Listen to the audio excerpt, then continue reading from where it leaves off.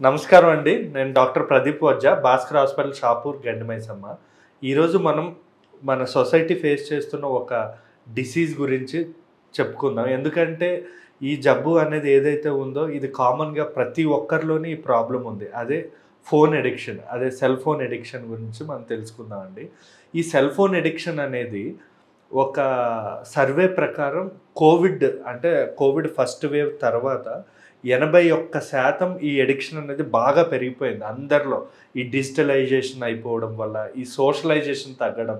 అంటే మనుషులతో కలవకుండా ఏదున్నా కూడా ఫోన్‌లోనే మాట్లాడడం, వర్క్ ఫ్రమ్ హోమ్ స్టార్ట్ అవ్వడం, ఇంట్లోనే పని చేసుకోవడం. సో అన్నీ కూడా ఫోన్‌లోనే జరిగిపోతున్నాయి.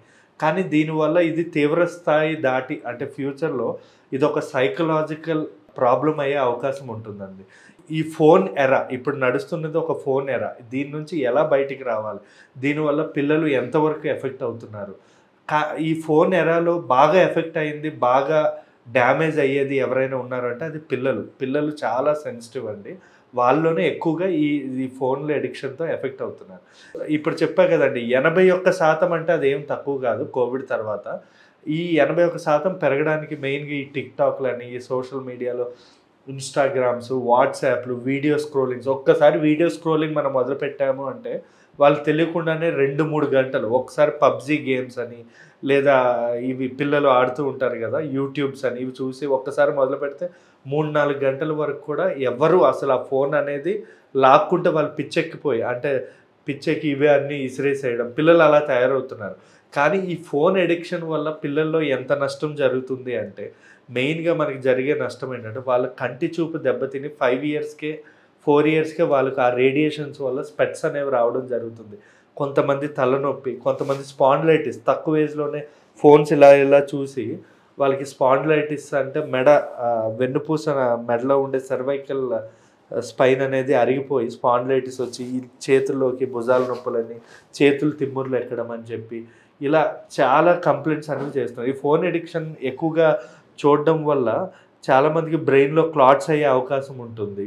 ఇంకా చెప్పాలంటే ఈ మధ్య చాలామంది పిల్లలు, మెయిన్‌గా మగ పిల్లలు 5 సంవత్సరాల వరకు ఎవరికీ కూడా క్లియర్‌గా మాటలు అనేవి రావట్లేదు. మాటలు ఎందుకు రావట్లేదు అంటే వీళ్ళకి ఫోన్స్ చూడడం వల్ల మనకి బయట వాళ్ళతో ఇంటరాక్ట్ అవ్వకపోవడం వల్ల మాటలు రావట్లేదు. చాలామంది ఈ ఫోన్స్‌లో వల్ల హీరింగ్ లాస్, చెవి నొప్పి కానీ, చెవి వినబడడం తగ్గడం కానీ, కొంతమంది ఏంటంటే సివియర్ కేసెస్‌లో కంటి చూపు కోల్పోయిన వాళ్ళు కూడా చూస్తూనే ఉన్నాం.